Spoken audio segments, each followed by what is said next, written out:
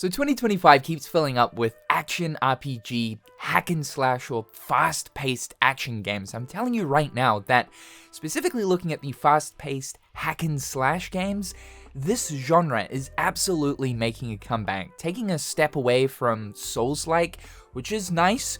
We've been drowning in Souls-like for far too long. We have yet another game slated to release towards the end of this year that is positioned within this genre, a brand new fast-paced action RPG known as Edge of Memories. This was recently announced, and it's set in the Edge of Eternity universe, a game that released in 2021, developed by Midgard Studios, a French development team. So it seems like the devs are wanting to expand upon this universe and adapt it into a brand new genre, because Edge of Eternity was actually a turn-based title. Now, I believe these guys are only known for 2 games so far, Edge of Eternity and Hover. Looking at Edge of Eternity, which is their most recent release in 2021, it met to average reviews. From what I can find within Reddit posts and Steam reviews, most people say that it's a fine JRPG with a pretty good turn-based system, using a grid system along with ATB, but the game certainly does have some jank. I've actually seen a lot of people describing this as being a PlayStation 3 era JRPG. You have to admit though, that's not bad considering that Edge of Eternity was this studio's first big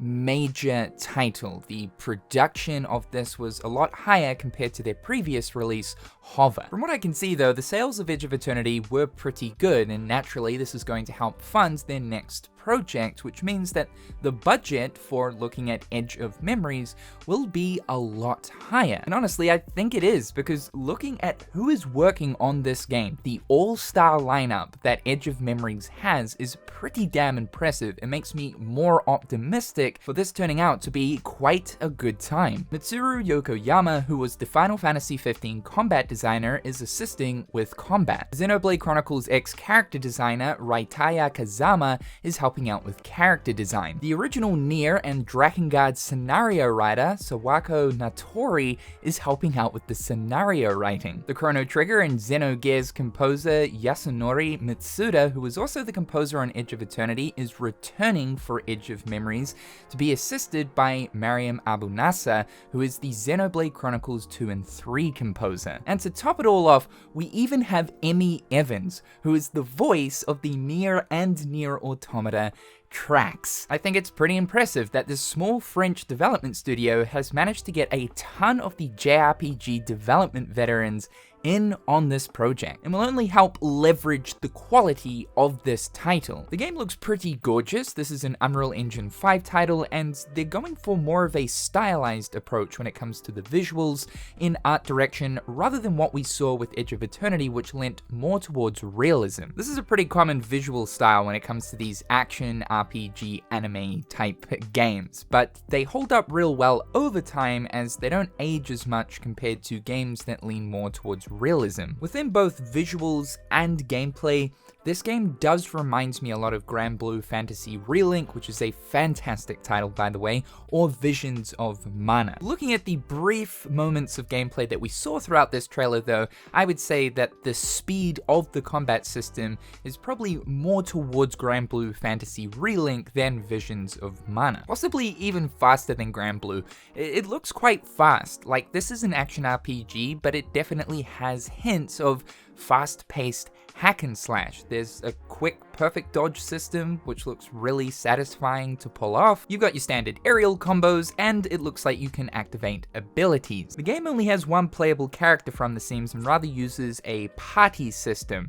A party of 3. Hello Kingdom Hearts. So in that sense, it doesn't seem like Visions of Mana or Grand Blue Fantasy, where you can actively switch between your party members and play as them within combat, but rather on the Steam page it mentions here that your ally is a key to victory, customize your companions, and use their skills wisely to inflict more damage at crucial moments. So definitely more along the lines of a Kingdom Hearts party system, though it might be a setup where you can actually command your party members to activate certain abilities within combat. Elaine also has a Berserker mode transformation state, which is the classic press both of the analog sticks down to enhance all attacks. In the key art here, we can see that one of her arms looks corrupted, and at the the end of the trailer, it looks like she's being consumed by some form of darkness. This is likely to do with that Berserker mode. And it seems like whatever this corruption is one of the main threats of this game. This corruption is actively consuming this environment. It actually mentions that this force consumes fauna, flora, and humans to turn them into grotesque abominations. These things that we see in the trailer. Which, by the way, I have to say, fantastic enemy design.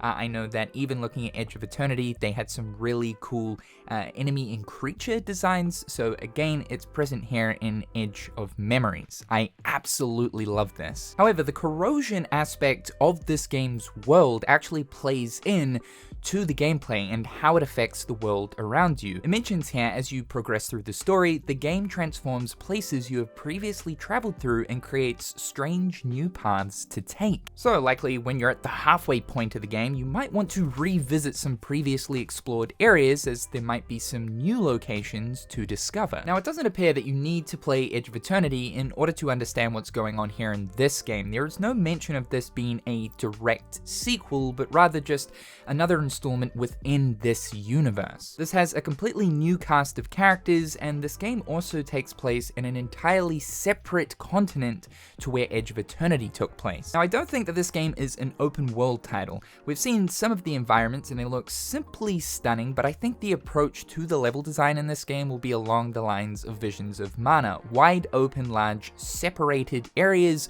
with loading transitions in between. In the trailer, we do see the main character riding a wolf creature, the mount of this game, known as a Nekaru, and apparently you can use this to travel vast lands of Avaris and take advantage of its agility to access unreachable areas. So because there is a mount, I would say the areas are going to be quite wide open. One-to-one, I'm feeling to that of Visions of Mana. I think the game is looking really promising though. I admire the fact that Midgard Studios are trying to do something a little bit different. This would be their first action RPG, and I think that there is going to be more interest generated within this universe compared to Eternity because of that. The game is slated to release in Q4 of this year, so we'll learn more about it and its combat system as the year progresses. So this is yet another action RPG or hack and slash-esque title to add to your ever-growing list. So that's all we know about Edge of Memories for the time being. Thank you guys so much for tuning into today's video. Leave your thoughts and opinions in the comment section down below. Slap that like button and subscribe to the channel to keep up with everything going on here. As always, a big thank you to my wonderful patrons. Thank you guys so much for the continued support. I hope you're all having a fantastic day, and we'll talk again real soon.